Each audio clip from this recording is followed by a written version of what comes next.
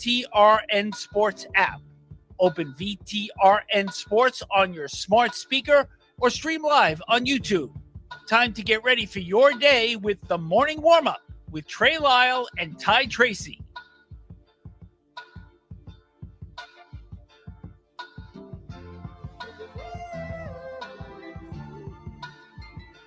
.703, we're back on this Monday. I can't believe I'm saying this. It's December 1st. And as Ty and I discussed last week, which now we can ask Luke all these questions because he was gone. Today's my mom's birthday. Happy birthday, Miss Tracy. It is Tracy, okay. I don't want to, I don't know your life, Ty, sometimes. Happy birthday, Miss Tracy. You produced a good boy. But now we can ask the intern this question before we get into the show because we have a lot to talk about. But Luke, you weren't here last week. You were on vacation. We discussed favorite Thanksgiving sides, and we discussed the proper time to set up for Christmas. So I will allow you, I know we're past Thanksgiving, which I hope everyone enjoyed their Thanksgiving holiday. Your go-to side is what? My family, this might not be a popular one, but I don't even know if you guys know what it is, but stuffing balls. So it's just stuffing, but in a ball form. Yeah, and it's pretty much just whipped up like white bread with like butter, like smushed together and then like baked. It's amazing. That sounds actually pretty good. Okay, and then proper time to set up for Christmas, before or after Thanksgiving? The day after, you can start going with Christmas music. I'm okay with that. I'm December 1st. Yeah. So, but the day after, yeah, it's just give Thanksgiving its proper, what it deserves. But yeah, it's just it's quite fascinating what we'll see as we get into this now. So there you go. Hope everyone enjoyed their Thanksgiving holiday. Setting up for the holidays, for Christmas, or whatever holiday you celebrate. It is that time of year. Of course, December will have bowl games for you, which will not feature Liberty or Virginia Tech, both turning the pages. Vibes probably around those two programs very different. We'll talk about that. But of course, Virginia are going to have at least 2 games in December, assuming they have their bowl game in December. But they might not be going to a bowl game because they might be playing in the college football playoff, as we talk about with In Case You Missed It.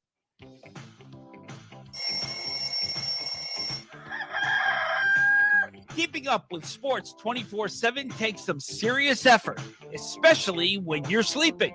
Don't worry, the morning warm-up stays alert around the clock. Now here is everything you missed last night. Everything you missed last night and over the weekend. Let's start in college football. So let's start on Friday night as Jefferson Forest gets the win 49-7 over GW Danville. They head on to the VHSL state semifinals. They're heading to my neck of the woods, Richmond, Virginia, to take on Varina High School.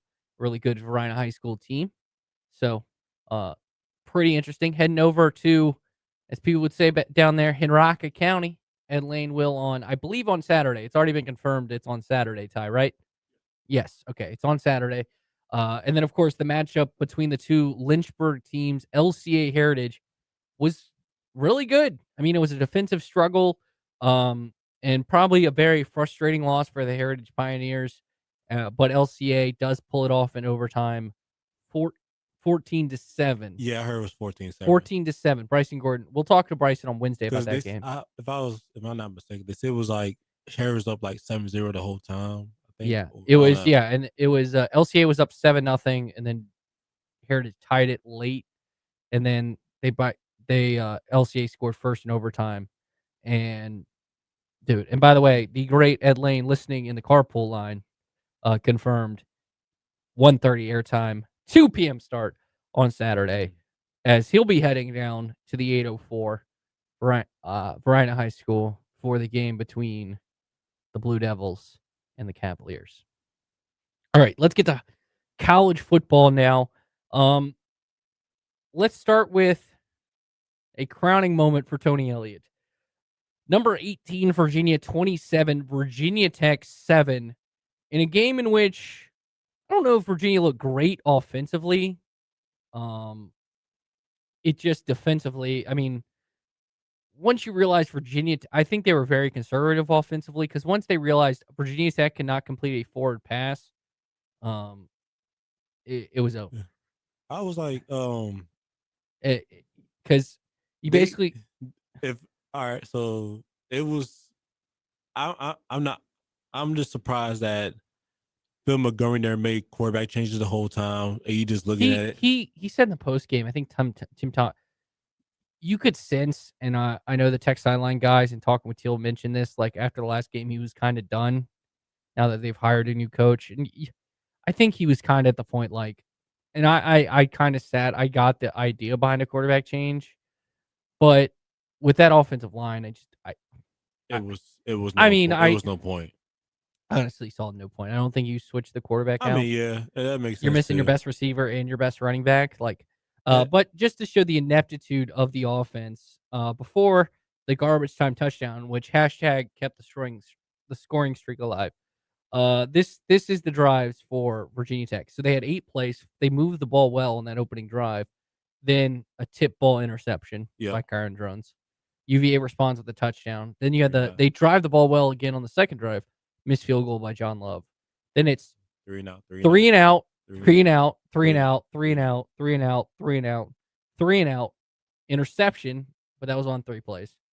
And then the touchdown. If I take a lucky guess, out of 3 and outs, they probably didn't gain no more than like 3 or 4 yards. And I think Virginia Tech finished with in the second half, I think they had like a total of 85 yards, maybe 197 total yards, 380 for Virginia.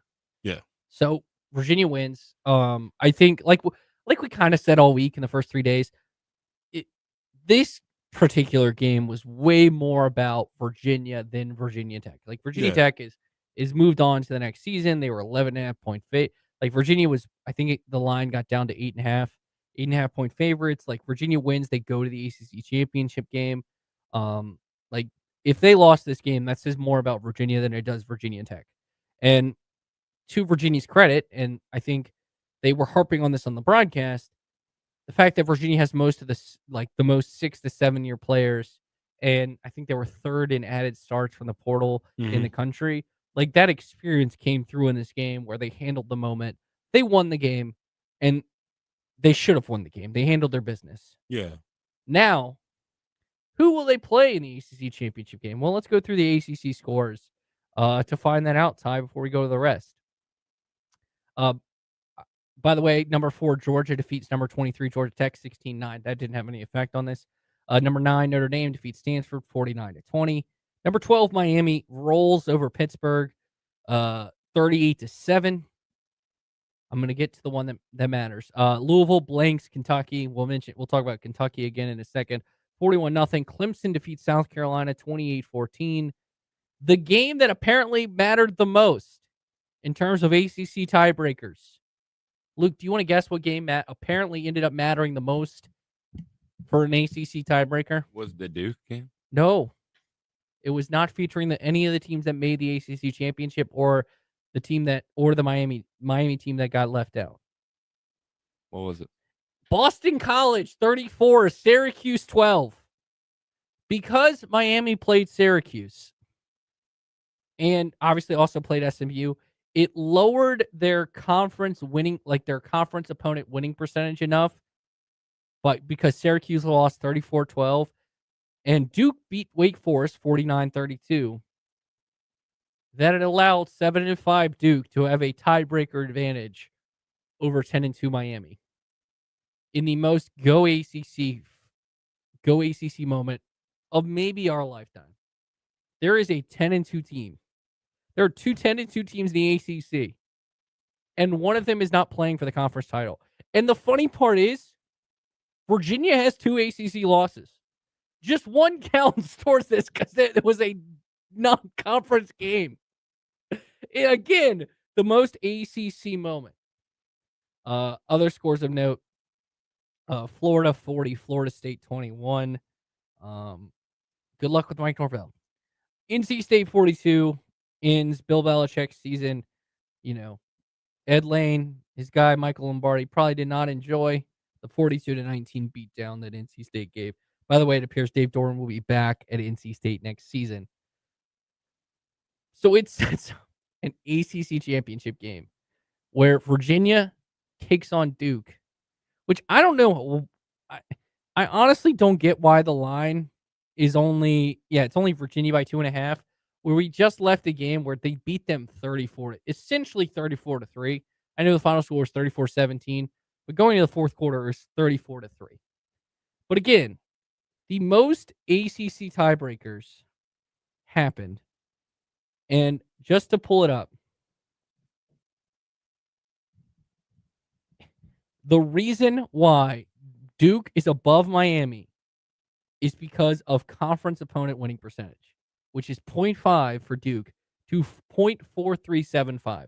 And literally, so you tell me, like, if we go look back at their schedule right now to figure, if Syracuse beat, I think essentially put, not exactly right, if Syracuse beat Georgia Tech. I'm looking at it now. So Syracuse beat Georgia Tech? Well, another big part that hurt, no, is Syracuse beat Boston College.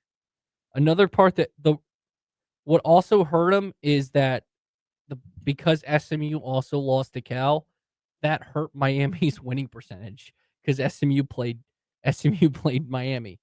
Now, Miami probably shouldn't have lost to SMU or Louisville, but still, again, the most ACC thing kind of happened, and now Duke is above Miami. It's utterly hilarious that this was the result here. So, and that's just unbelievable. And I know you can't make this up. So, like, in the moment, by the way, to go back, I forgot to mention, SMU beat Cal, who had an interim coach. And they beat them 38-35 off a after SMU was down. Was it 21-10? Yeah, I think so, yeah. 21-10? And so at one point it was 24-7, excuse me. It was 24-7, and it was also in the fourth quarter it was 31-14. And SMU came back and then ultimately missed the field goal to force overtime. Sunday is going to be a real headache. Just know that. All I know is it's going to be a real headache. All I know is, so we'll talk about JMU in a second. JMU's playoff chances have increased because it's going to be between, if Duke wins, again, that is the most ACC thing. So basically, like, you have P4, one P14, and probably like what? Virginia wins, they're in. That's simple. Yeah, we can talk about this later in the week, Ty. But I know. I'm saying essentially put, assuming JMU wins. By the way, JMU won 59-10. They finished the season 11-1. They're going to take on Troy in the Sun Belt Championship game. They're 22.5 point favorites. I figured. So let's just assume James Madison's going to win. So you will have a 12-1 James Madison versus an 8-5 Duke that lost to UConn. And I know UConn won 9 games this year, but it's still Connecticut. Still UConn. Like, it's still UConn football. That would be the argument. Now, if you're the ACC, just root against JMU. And if Troy wins that game, I think I was having this debate with Brian Nolan. I think you're getting in over a 10-2 UNLV and it would be a 9-4 Boise State. Because they don't have because I think the American champion is in. JMU's path is basically JMU versus Duke. Because I also think if for back-to-back years, the ACC will be the 12 seed if Duke wins. Because I'm probably going to pick Tulane to win the American championship, and Tulane blasted Duke. So, like, is what's name go finish the season off? Yeah, okay. John Summerall. Yeah. Eric Morris and John Summerall are both coaching that game. Okay, just want to make sure. Anyways, let's get to other scores. But again, back to why we were talking about all this in the ACC. At least Virginia handled it a bit. Like, I was rooting heavy for SMU because at least SMU, like, just if I'm Jim Phillips, like, this is now last year it kind of worked out perfectly. You got two teams in because I think you wanted kind of the scenario of Clemson. It was Clemson. Who else? SMU. Remember, SMU was ranked in the top 11. Oh yeah, that's right. Because both of them. And then they lost on the last second field goal, which right decision. I do not think because you play an extra game, like, it'll be interesting. We'll talk about like the SEC championship game features Alabama, who's currently in the 10 spot, and I'm assuming come Tuesday will also be in the 10 spot.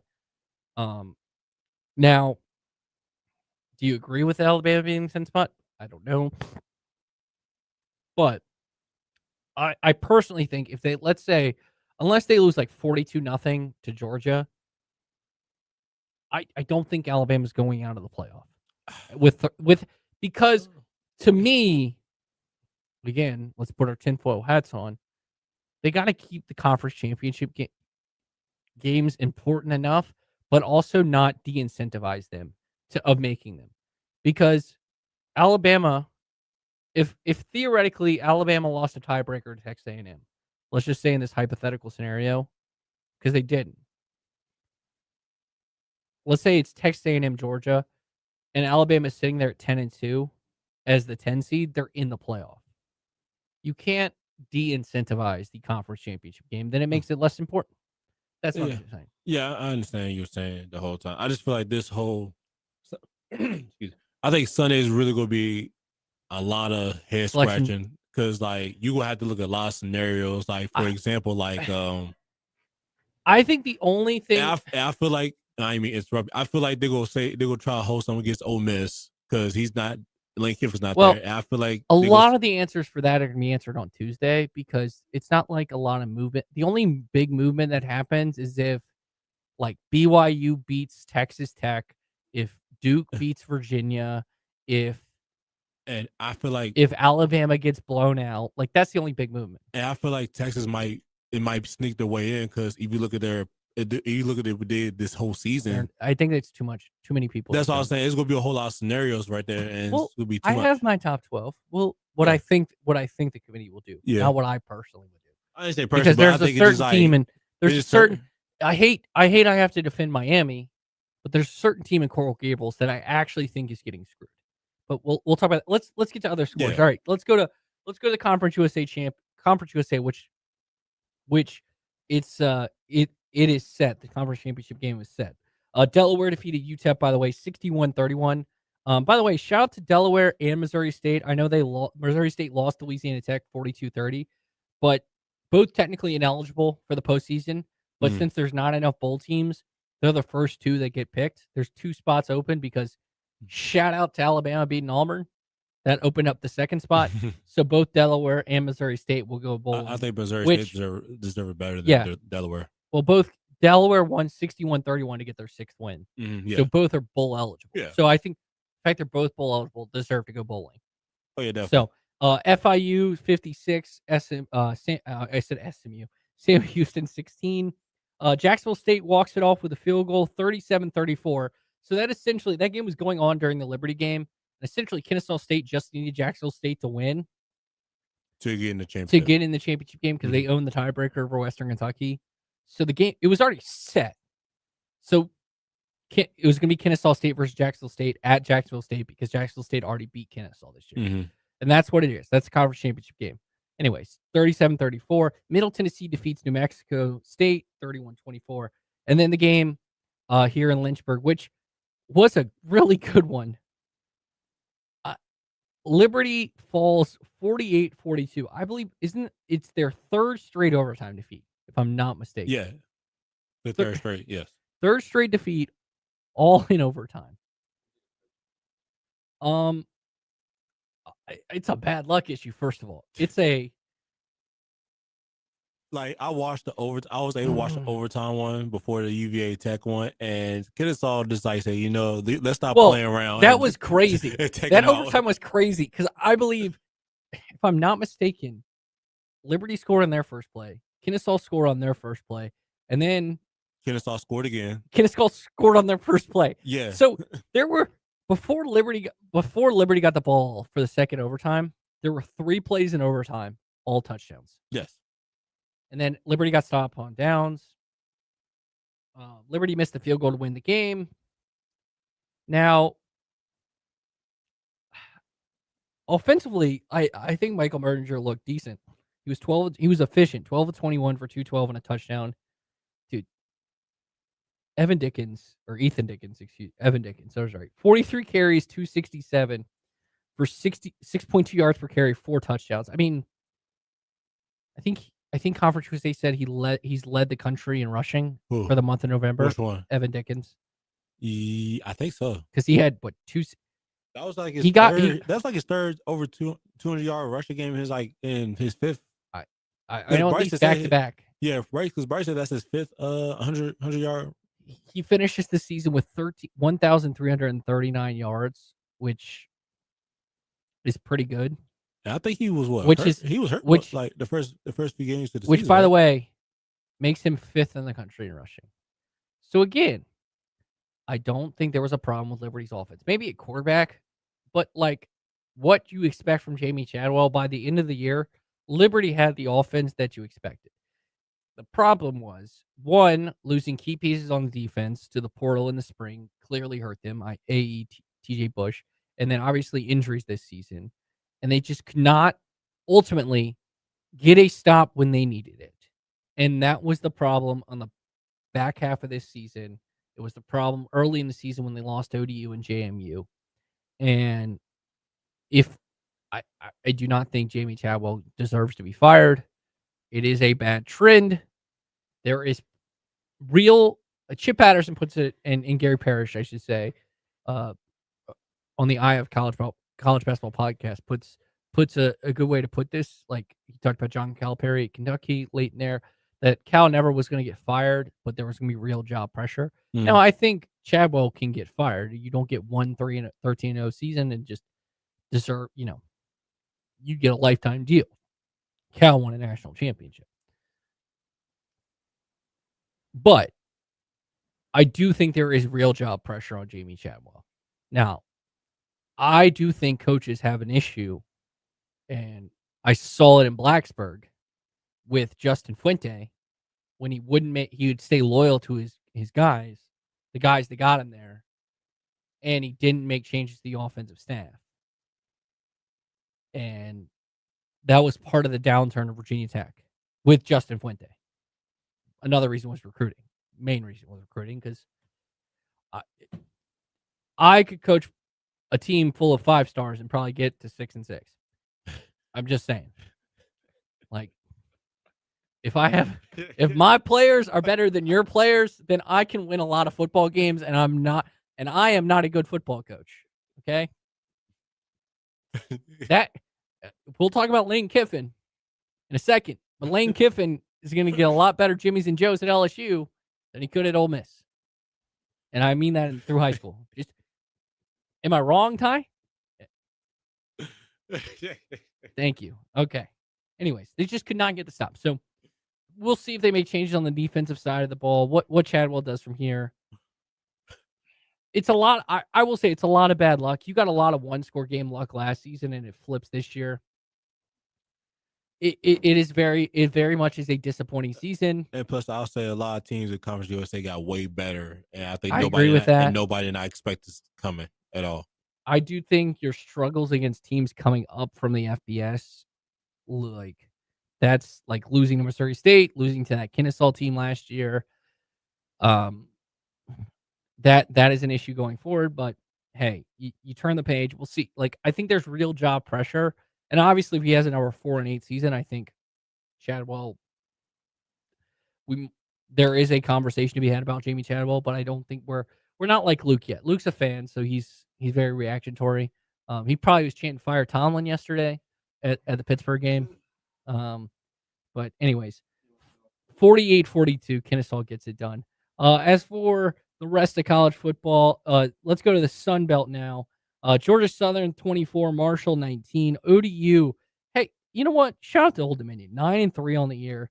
Finished 27. They win 27-10 over Georgia State. They're gonna go to a bowl game for a chance at 10 wins.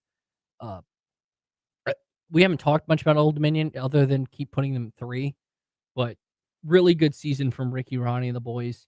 Arkansas State 30, App State 29, Louisiana 30, UL Monroe 27, Texas State defeats South Alabama 49-26, Troy over Southern Miss 28-18, and JMU just annihilates Coastal Carolina 59-10, outscoring, by the way, 28 points in the fourth quarter, trying to get the style points.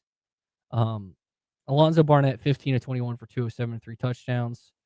Their running back, is it Mallory? I think it's Mallory. 12 carries, 154 and a touchdown. JMU's going to the Sun Belt title game. We mentioned they're playing Troy. Coastal fired the head coach. Yes, look at that. I got a whole. If you look at my notes, Ty, I know. I got it all broken down. I was like, don't worry, Ned Lane was already on his troll about that. All right, top 25 scores. Number 2, Indiana defeats Purdue 56-3. So Indiana in their two games under Kirk Cignetti against their big rival Purdue, 66-0 and 56-3 in those 2 games. Number 16 Texas upsets. It was a 2-point spread. Number 3 Texas A&M 27-17. I think Arch looked really good in the second half. Trey Wisner 19 carries for 155. Marcel Reed gets a little banged up, but throws 2 bad interceptions late. We mentioned Georgia defeated Georgia Tech in a shockingly defensive struggle. If Georgia Tech's defense played like this against Georgia Tech, again, we would have had a Virginia Georgia Tech ACC championship game, and we wouldn't be in this issue. Ole Miss, which we'll talk more about this, ignores the distractions. They win 38-19 over Mississippi State. Utah defeats Kansas 31-21. Arizona gets the Territorial Cup over Arizona State 23-7. Number 1 Ohio State finally gets off the snide and beats Michigan in a basic dominant fashion 27-9. Julian Sand 19-26 for 233 and 3 touchdowns.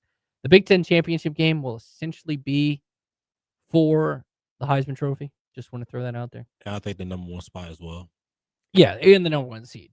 We've that's the 2 things on the line. The number 1 seed.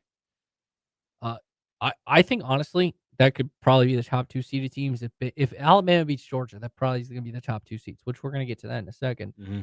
Number 5 Texas Tech cruises past West Virginia 49-0. Number 6 Oregon defeats Washington. That was a pretty interesting game, 26-14. Number 8 Oklahoma just escapes, and I do mean escapes, LSU 17-13. God, their offense is boring to watch. Oh, it's so bad. Oh, it's so bad. Oh, I somehow watched that whole game. Shame on you. Well, someone may have had some action on LSU plus 11.5 and had to watch it. Which I don't know how they leave that dude wide open at the end. Anyways, number 9 Notre Dame 49, Stanford 20. The Iron Bowl was full on Iron Bowl. 27-10. Shout out to Kalen DeBoer. 4th and 2, going for it to win the game. 27-20. Alabama defeats Auburn. Number 11 BYU defeats UCF 41-21. Number 12 Miami, as mentioned, rolled past Pittsburgh. Number 14 Vandy dominates Tennessee 45-24. Number 17 USC defeats UCLA 29-10. Number 24 Tulane defeats Charlotte 27-0. Tulane versus North Texas for the American Championship. Kennesaw State, Jacksonville State for the Conference USA Championship. UNLV takes on Boise.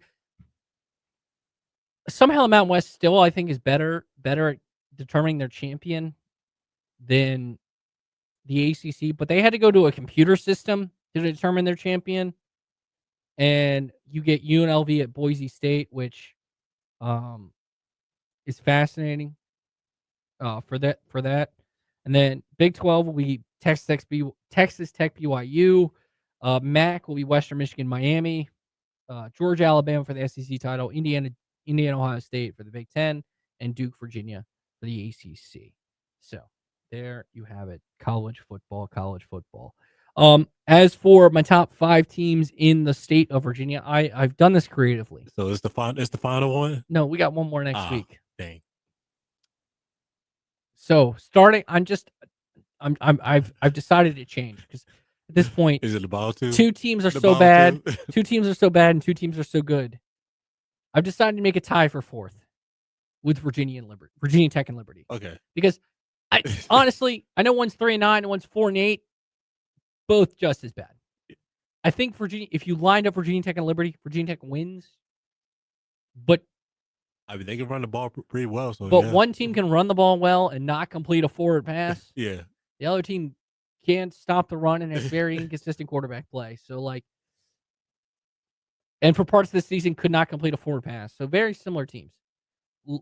Number 3 is ODU in their own tier. They're just cruising, hoping they don't lose their quarterback to the transfer portal. Yeah. And then I have tied for first JMU and Virginia. I got an argument with a Virginia fan this weekend saying that JMU was better than Virginia, that I would pick JMU against Virginia. I still feel that way because every analytic metric, actually has JMU rated higher than Virginia. Like SP Plus, for example, has JMU, I believe, 24th and Virginia 30th. Yeah. So, again, neutral site, it's probably a 1 to 2 point spread. It's a coin toss kind of game. And you look back at JMU when they lost to Louisville, you're like, how did you lose to Louisville? Just like the coach said, they just had so many turnovers because that was a game they should have won. But either way. Yeah, and we can play the common opponent game. Both actually played 3 common opponents. JMU beat Coastal 59-10. They actually beat Washington State better than Virginia did. Mm-hmm. And Virginia beat Coastal 48-7. So we'll just say even on that one. Yeah. So, and let's be real here. If Virginia doesn't get the 2 defensive turnovers for touchdowns, which again, great plays, but also little luck based. Defensive touchdowns are very random. Good term. They probably lose that game. Yeah. So, anyways, there are a lot of coaching changes. We gotta get to the NFL. We will, but I'm just gonna run through them all, and maybe we'll spend some time tomorrow more breaking down these. Mm-hmm. So we'll start with the fired coaches. Jonathan Smith fired at Michigan State after another bad second year. Yes. Tim Beck, Ty mentioned, head coach at Coastal, the guy who replaced Jamie Chadwell, fired. Does Jamie Chadwell go back? Ed Lane was speculating about it. And the man who just got paid $37 million yesterday, and I wish I could get fired like that, is Mark Stoops in Kentucky. Apparently, he's going to take it over time. The next defensive analyst at the University of Iowa is Mark Stoops. But Stoops fired at Kentucky. Good luck, Kentucky. I just think they're giving up on actually trying in football and going back to all in on basketball again. Yeah. And then the hires yesterday. Lane had shout out to Marty Smith. I was watching so much. I think he did 100 live hits. I was like, he kept popping up on my timeline. I was like, wow. Shout out to Marty Smith. Lane Kiffin to LSU, which triggered basically every other move in the SEC. John Summerall, who's the favorite to get the Auburn job because Florida thought they were getting Lane. Well, turns out they're not. John Summerall, hired by Florida. Alex Golish, who appeared to be the favorite at Arkansas, now gets hired by Auburn. Ryan Silverfield, who's the head coach at Memphis, gets hired at Arkansas. Arkansas fans are not happy. And Michigan State has now fired and appears to be hiring a coach before Penn State does, as they're getting a guy who I thought was a sneaky good pick for Virginia Tech, Pat Fitzgerald, the former Northwestern coach. All that dude does is win football games. He won 9 and 10 games at Northwestern. It took Northwestern to a Rose Bowl, both as a player and a coach. So I actually really like that hire for Michigan State. So Penn State is the Will Smith meme from Fresh Prince, where he's the only one left in the room. Mm-hmm. Feels like at this point. I know they're that's the only big job open. Apparently, there's a lot of Kalani Sitake smoke with that. We'll see. We'll see how that plays out. I don't know if Penn State fans feel happy.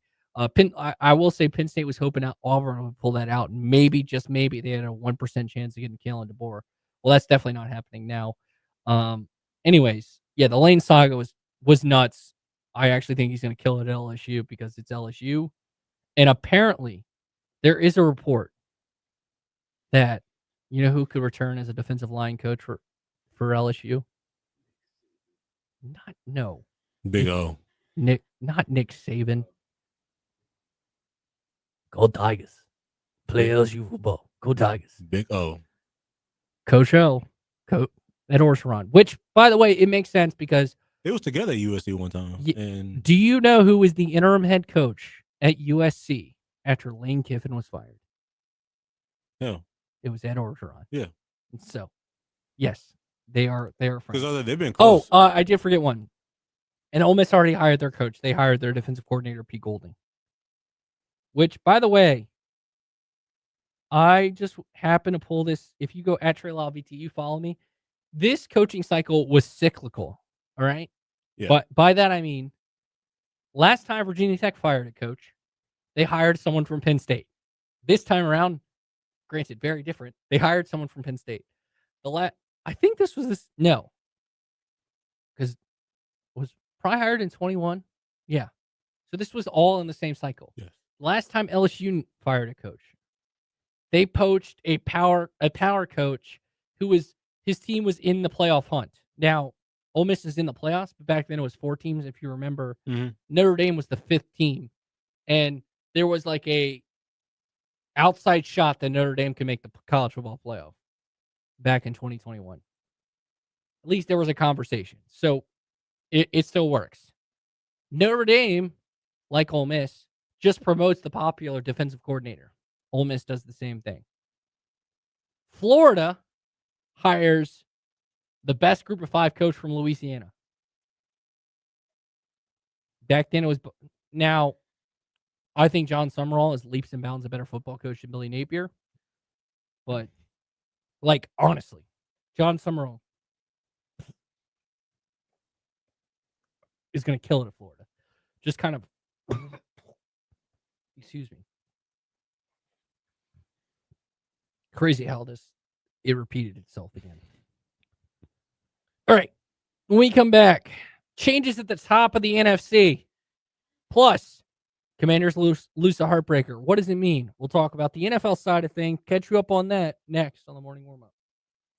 This holiday season, take a step back in time to the heart of the 1940s. Join us at Cedar Oaks Farm in Bedford, Virginia for The Christmas List, a World War II-era radio play recorded live to benefit the National Center for Healthy Veterans. Experience the story of the Bedford boys and their last Christmas before shipping out to serve their country. A moving night of laughter, love, and the true spirit of Christmas, featuring live music, classic sound effects, and a full cast performing just like the golden days of radio. Jing-jing-a-ling, jing-a-ling, jing-a-ling, the night is made for sweet romancing. Ha!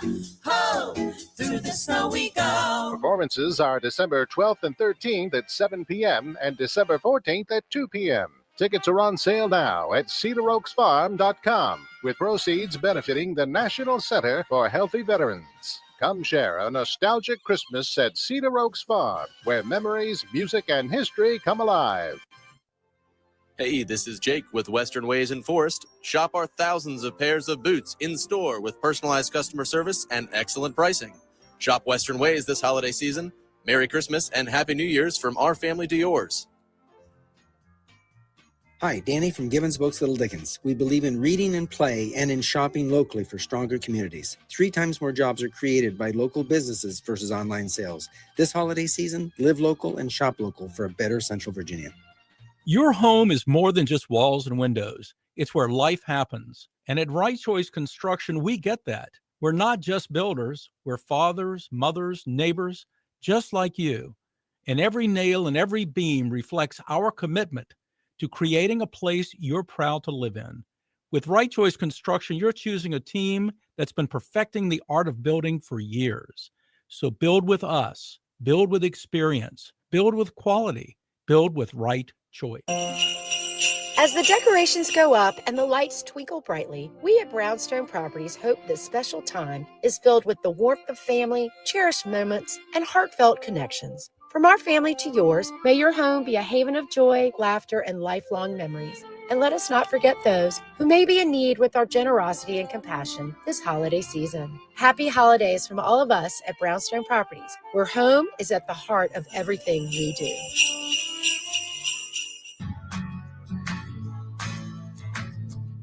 Good morning.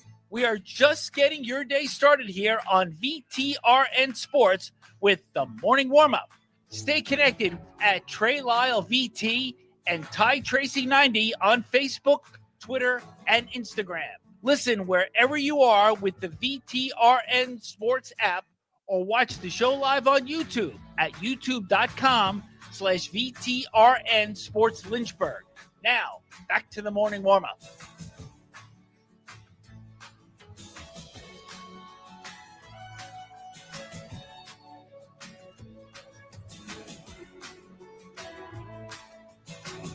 $7:44 on this Monday, December 1st. Welcome back to the morning warm-up. Let's get to the NFL side of In Case You Missed It.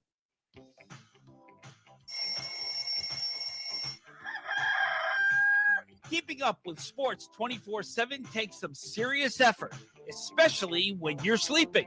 Don't worry, the morning warm-up stays alert around the clock. Now here is everything you missed last night.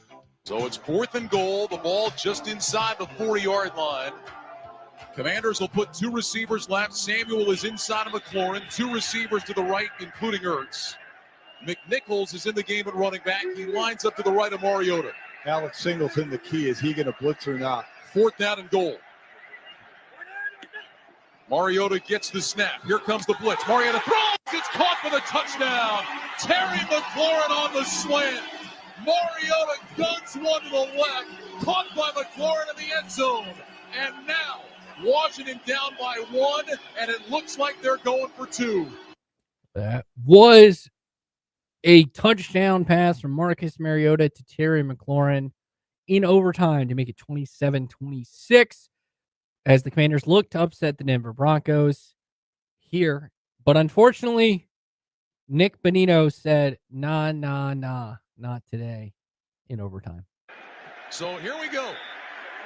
Commanders will go with four receivers to the left. They have a tight end on the right end of the line. Now McNichols motion from the left. He'll stop in the backfield to Mariota's right. 2-point try for the game. Shotgun snap. Blitz coming. Mariota backpedals. Throws. It's batted down. It's knocked out of the air. Incomplete. Nick Bonito knocked it away, and the Broncos survive. Denver wins the game 27-26, and the Broncos winning streak is at 9. Mariota was going for Jeremy McNichols in the flat. McNichols went back into the backfield, looped around, and then ran to the flat. And he was open. Alex Singleton had him in coverage. He got caught up in the trash. McNichols was open. Bonito saved the game. Mike Golick and Ryan Radke from Westwood One on the call of the game between the Broncos and the Commanders. Game you listened to last night on VTRN Sports. 27-26. Part of me wants to say with the Denver Broncos, they can't keep getting away with this. That's what I was gonna say. Bo Nix, 29 of 45, 321, a 61.6 QBR, which again, I don't fully understand the QBR stat. He did not look great, to say the least. I think Ty would agree with this. If there's at least, I would say at least you'd rather have Caleb Williams than Bo Nix, right? Come on, you got to be kidding me. Oh, but okay, you're trying to troll me. Ask Luke on this one. I can't answer that. No, you're trying to troll me. Okay. Mariota looked, after having a bad game in Madrid, Mariota looked, I think he looked okay. I don't think they wanted him to pass 50 times. By the way, 45 pass attempts for Bo Nix, 50 pass attempts for Mariota, 28 of 50 for 294, 2 touchdowns, and a really bad interception. I mean, Washington mucked I think and we'll talk to Lake tomorrow. Washington wanted to muck the game up. They wanted to run the ball. 33 carries as a team for 143. Chris Rodriguez had 11 carries for 41 yards. Jeremy Nichols looked decent. Like, they wanted to muck the game up. Ertz had a really nice game, 10 catches for 106. Terry's return, it did look like stability came back to the offense when Terry came back. 7 for 96. It appears that Jaden Daniels is coming back next week, taking on a Vikings team that did not look great with Max Brosmer, the rookie, against Seattle. But that's the best defense in the NFL. They also took on the best defense in the NFL, and they scored 26 points against the best defense in the NFL with a backup quarterback. Like, got to give credit where credit's due.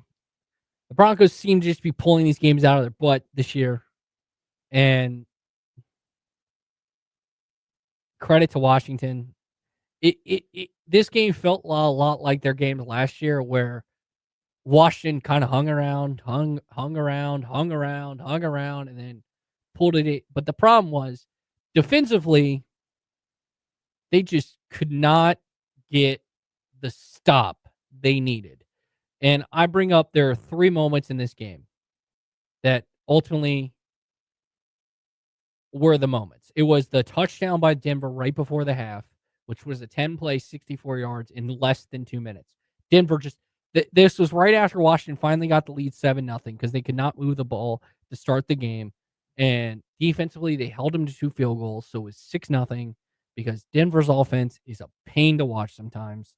And, I believe in Sean Payton. I just think Bo Nix might not be, him. Let's just put it that way. But then they just marched down the field, 10 plays, 64 yards for a buck in a minute 58. And they go to half down 6. Then they score right before half, and then instantly response by Denver. Then the moment that got them back in the game was the interception by Bobby Wagner, which that was just a dumb play by Bo Nix. 27-17. They get the 2 field goals late, a really good drive. A drive to end the game. It was an 18-play, 71-yard drive in 3 minutes to end the game. Or the forced overtime, I should say. But then instantly, Denver gets the ball first, which I think Washington won the toss and said went defense first, which is the right decision in overtime because you get an extra down. And they just let Denver march right down the field easily. 5 plays, 76 yards, and 301, including a 41-yard pass where, frankly, Evan Ingram, Bobby Wagner on Evan Ingram is just a mismatch. And, it just felt like when they needed the stop, the defense couldn't get it. And that's what cost them the game. And so they moved to 3-9. I think they're just, they basically are going to play spoiler the rest of the way, especially against, Philadelphia and Dallas. So, and, the way the Eagles have looked offensively, they can definitely win those games against Philadelphia. Dallas has looked a lot improved the last couple of weeks since they made those trades, but I'm not here to say I would pick them to win. Still don't trust their defense entirely. So there is a chance, like, Washington can play spoiler. You're 3-9. I think you're well out of the playoff hunt, plus the tiebreakers. So just something to keep in mind. The rest of the NFL scores, though, from starting on Thursday on Thanksgiving, Packers defeat the Lions 31-24. That was a fun game there. I think all 3 games on Thanksgiving, hope you listened to them while you're traveling, were pretty fun. Yeah, they were. Cowboys overcome a fourth quarter, some Mahomes magic in the fourth to win 31-28. Cowboys Chiefs is so fun to watch. That was a fun game. That was a fun game. Yeah, I think the Cowboys have a really good offense, and it showed. Just best wide receiver duo in the league, hands down. No. Yes. That belongs in Cincinnati. No, Pickens is playing absurd. I agree, but I still will take Jamar and T. Bengals 30. They're not even the best receiver duo in their own division. I mean, come on. They're not even the best receiver duo in their own division. They might be the third best. They're better than Terry and Debo. Bengals 32, Ravens 14. Friday, Bears 24, Eagles 15. Yeah, the Eagles don't look right now. I'll put it that way. 40. I think Kevin Stefanski cost the Browns this game. They were in it until late with a couple of bad fourth down calls, bad execution. 26-8, 49ers beat the Browns. Jags are now in first place of the AFC South. So Duval. As Jags defeat the Titans 25-3, and with the Texans defeating the Colts 20-16, Jags moved to first place. Which, by the way, shout to Daniel. I know Daniel Jones has not looked great of late. He's looked okay, but he's playing with a broken fibula, which is kind of or a fractured fibula, I should say, which is kind of insane. I think part of the reason, if he had more stability from a contract point of view, he probably sits out, but he doesn't. Dolphins 21, Saints 17. By the way, can we just shout out my guy? I will always hold a special place in my heart for Tyrod Taylor. 19-33 for 172. He also ran for a touchdown as the Jets walk it off against the Falcons 27-24 because Tyrod did it, Mikey. Tyrod did it. Got the win. Bucks defeat the Cardinals 20-17. In the upset special, Panthers defeat the Rams 31-28, which makes the Chicago Bears, led by Caleb Williams, the number 1 seed in the NFC. By the way, Bryce Young was awesome. 15-20 for 206, 3 touchdowns. He made some great throws, great plays in that game. It's cool to see Bryce Young sling the ball like that. Seahawks 26, Vikings nothing. Bills defeat the Steelers 26-7, and the Chargers defeat the Raiders 31-14. All right, when we come back, we will talk more. We will give some early thoughts about these coaching changes and why, what we think about them. Plus, we'll go more in depth throughout the week about them as well. You're listening to the Morning Warm Up on VTRN Sports.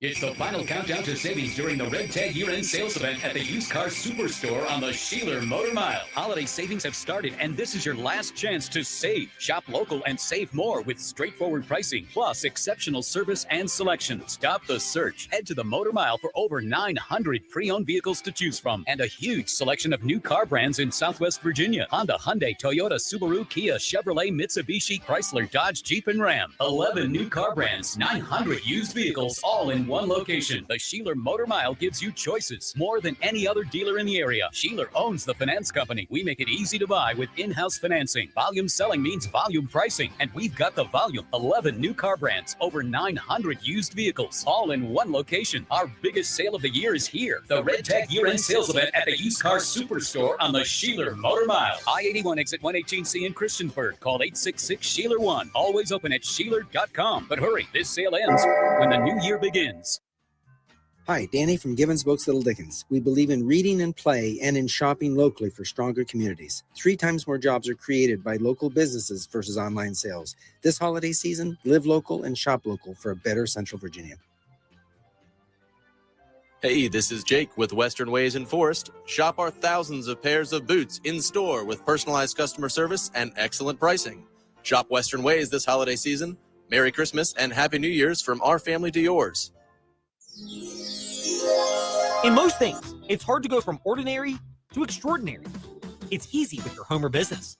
Call the Concrete Wizard and transform your place into an extraordinary space. If you're tired of looking at unsightly concrete, then bring light to your old surfaces. Call the Concrete Wizard for free design consultations, free estimates, and fast professional concrete resurfacing. And visit theconcretewizard.com for ideas from other before and after photos.